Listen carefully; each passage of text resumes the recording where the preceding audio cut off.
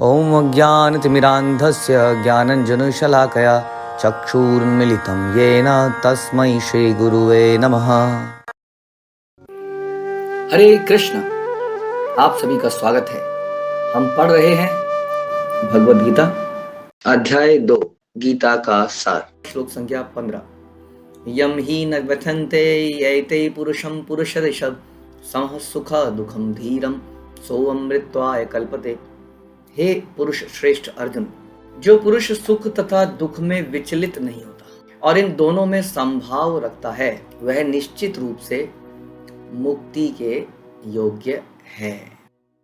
हमने इससे पिछले श्लोक में सुना था कि किस प्रकार से जीवन में सुख दुख गर्मी सर्दी की तरह आते हैं, या मान अपमान भी इसी तरह आते हैं, और जो इनको सहन करता है, टॉलरेट करता है, वही व्यक्ति वास्तव में धीर है। आज भगवान एक कदम और आगे बढ़ाते हैं। धीरे धीरे भगवान अर्जुन को आगे लेके जा रहे हैं कॉन्शियसनेस में, या हमको लेके जा रहे हैं अर्जुन के बहाने से। तो कल हमने सुना किस प्रकार टॉलरेट करना चाहिए, any situation you have to tolerate. हमने कई स्थितियों की, कई लोगों के जीवनी के बारे में सुना। आज बोलते हैं कि ना केवल टॉलरेट करता है, बल्कि क्या करता है, क्या बोला गया, यम ही न व्यथ्यन्ते ऐते पुरुष, व्यथित नहीं होता, विचलित नहीं होता। अभी तक टॉलरेट करने की बात आ रही थी, अब विचलित नहीं होता, यानी कि कहीं पर कोई व्यक्ति जा रहा है जिससे वो विचलित नहीं होता, कोई वो पाथ को फॉलो कर रहा है, कुछ प्रैक्टिसेस कर रहा है जिससे विचलित नहीं होता। क्योंकि विचलित का मतलब है कोई चीज़ कर रहा है जिससे विचलित नहीं होता, राइट। अदरवाइज विचलित क्यों बोला? क्योंकि अभी तक तो बोला था टॉलरेट टॉलरेट एंड टॉलरेट। अब बोला जा रहा है केवल टॉलरेट करने से काम नहीं चलेगा। कि आप टॉलरेट करके सुप्त अवस्था में चले जाओ, प्रभु जी अभी बड़े बुरे दिन चल रहे हैं, I am tolerating that, so please forgive me. मैं कुछ दिनों के लिए ये नहीं कर पाऊंगा, मैं कुछ दिनों के लिए ये नहीं कर पाऊंगा। तो जो विचलित नहीं होता, यमहीन व्यथन्ते, किसी भी, हाँ, जो कि पिछले श्लोक को बताया उसी को कंटिन्यू करते हुए, सुख से दुख से, किसी भी प्रकार से। हमने सुना था किस प्रकार से हम दुख में तो विचलित होते ही हैं, साथ ही साथ हम सुख में भी विचलित हो जाते हैं, और सुख में हम पूरा पार्टी मूड में चले जाते हैं।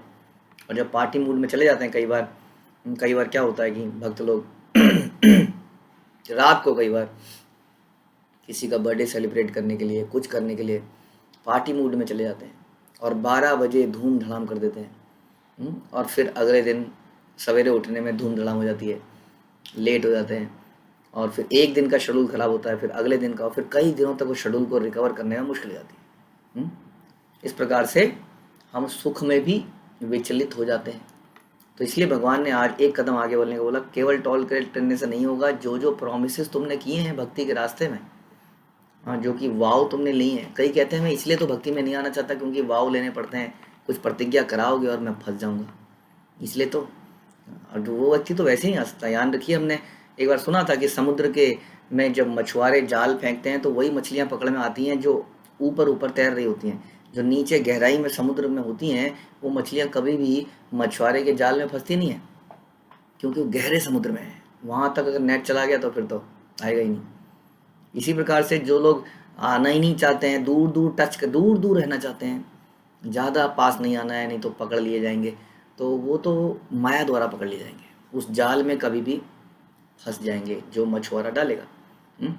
अब बात करते हैं उन व्यक्तियों की जो वाव लेते हैं, जो बोलते हैं yes I will do this.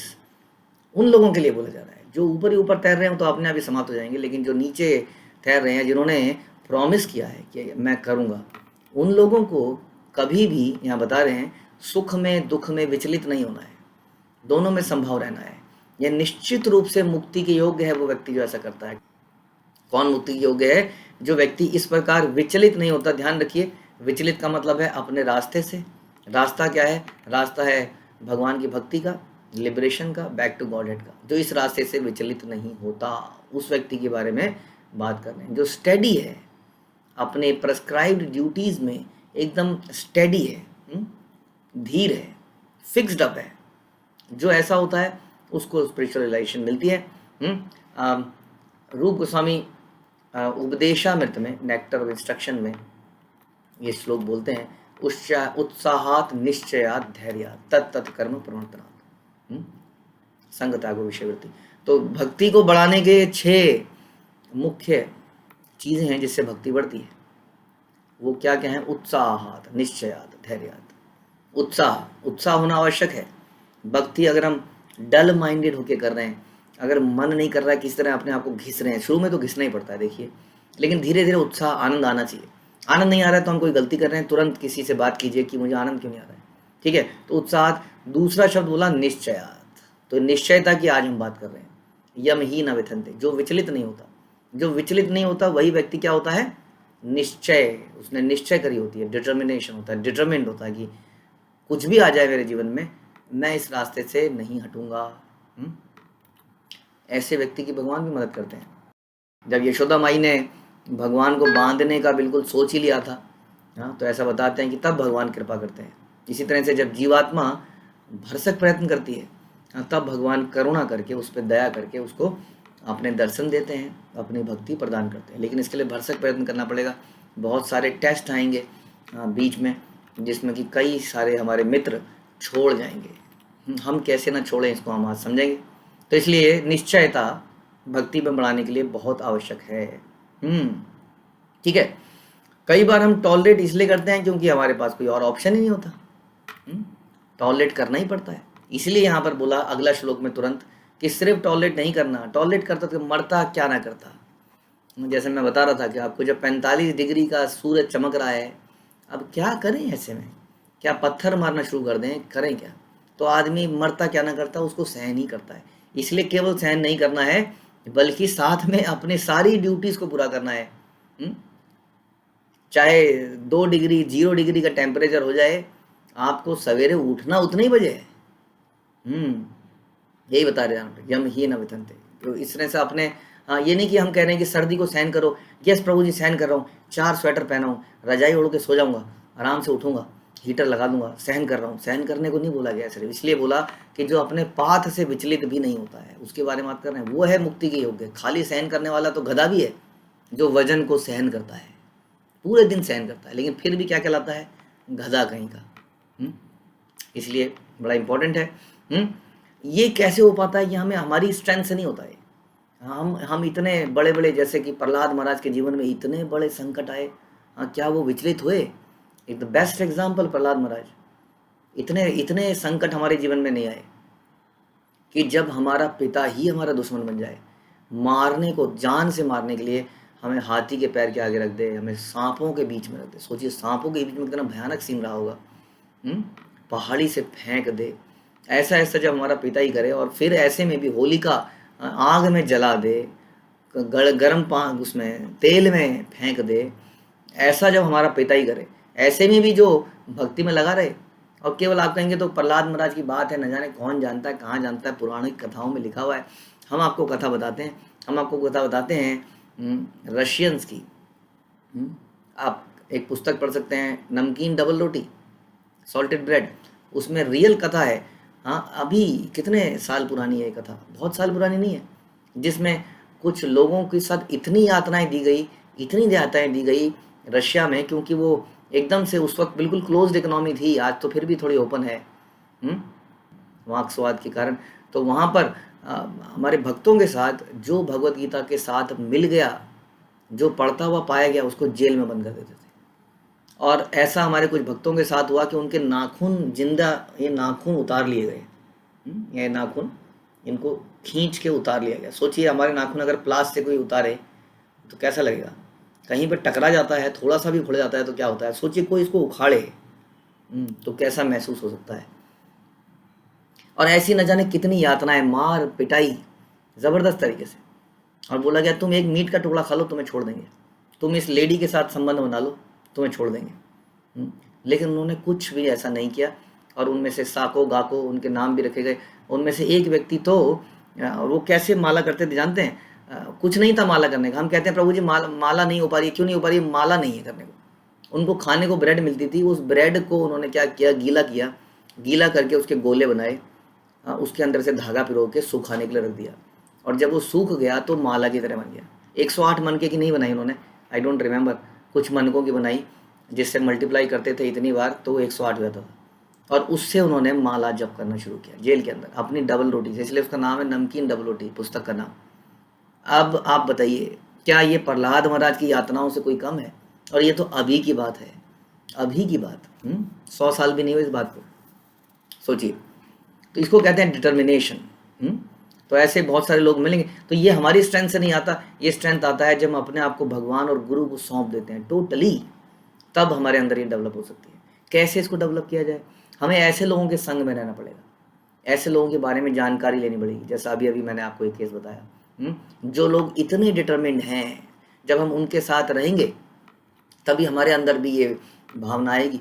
अगर किसी कमज़ोर के साथ रहेंगे जो कि छींक आने पे भी सब कुछ छोड़ देता है, तो हमारे अंदर भी हौसले पस्त हो जाएंगे। इसलिए चूज़ योर कंपनी वाइजली, किसके साथ आप एसोसिएट करते हैं। भक्तों में भी मैं ऐसे कई भक्तों को जानता हूँ, हमारी कांग्रेगेशन में मैंने देखा कि उनकी डिलीवरी थी, बच्चे की डिलीवरी थी, डिलीवरी के एक दिन पहले, डिलीवरी के एक दिन बाद उन्होंने माला नहीं छोड़ी। हम देख के हैरान रह गए थे। और हमारे कई ऐसे केस हैं जो डिलीवरी के 1 महीना पहले, डिलीवरी के 5 महीने तक माला छोड़ देते हैं। तो ऐसे ऐसे केस तो हमने अपने आंखों के दाग में देखे हैं। इस कोरोना काल में भी कई लोगों की माता चले गए, कई को पिता चले गए, लेकिन उनकी साधना नहीं छूटी, एक दिन भी नहीं छूटी। ठीक वैसे जैसे श्रीवास ठाकुर के घर के अंदर संकीर्तन चल रहा था महाप्रभु का, और उनका अपना बेटा बुखार से मर गया, और इसलिए कि चैतन्य महाप्रभु का संकीर्तन भंग ना हो जाए, उन्होंने इस बात को अंदर ही दबाए रखा कि मेरा बेटा मर गया है। और कम से कम 6-7 घंटे बीत गए इस बात को, और संकीर्तन चल रहा है, और उन्होंने महाप्रभु को नहीं बताया। तो महाप्रभु को किसी और ने जाके बताया कि इनका बेटा मर गया है अंदर। महाप्रभु देखिए। तो ऐसी ऐसी लीलाएं, अद्भुत लीलाएं, ये सारे फैक्ट्स हैं जो हमारे सामने उजागर हैं। हरिदास ठाकुर को हम देखते हैं कि हरिदास ठाकुर को 22 मार्केट में पीटा गया। क्यों पीटा गया जानते हैं? क्योंकि वो हरिनाम जपते थे। तो हरिनाम जपने में क्या प्रॉब्लम है? क्योंकि वो मुस्लिम थे, और मुस्लिम राजा को पसंद नहीं था कि मुस्लिम होते हुए तुम हरिनाम कैसे जप सकते हो। तो उन्होंने डिसाइड किया इसको मारा जाए, हंटरों से, कोड़ों से मारा जाए। लेकिन एक मार्केट में नहीं, घसीट घसीट के ले जाओ, एक मार्केट में खूब पीटा जाए। पहले किसी को 2-4 हंटर भी पड़ जाए तो अचेत हो जाता है। खूब पीटा जाए एक मार्केट में, फिर दूसरी में घसीट के ले जाए, ऐसे 22 मार्केट में। और उसके बाद उन्होंने एक तरह से अपनी सांस रोक दी। वो भी क्यों रोकी? क्योंकि उन्होंने निवेदन किया कि भैया मर जाओ, अगर तुम नहीं मरोगे तो ये जो है काजी हमें मार देगा। उन्होंने अपनी सांस रोक के पड़ गए, उन्होंने उसको उठा के पानी में फेंक दिया। सब ने सोचा मर गया। थोड़ी देर में वो पानी से होश में आए, बाहर किनारे पे आए, और जानते हैं उन्होंने क्या किया? उन्होंने बाहर आके फिर से संकीर्तन चालू कर दिया सड़कों पे, और ये देख के सबके हृदय परिवर्तन हो गए। तब वो जो है काजी वगैरह ने सोचा कि ये कोई साधारण व्यक्ति नहीं है। इसको कहते हैं डिटर्मिनेशन।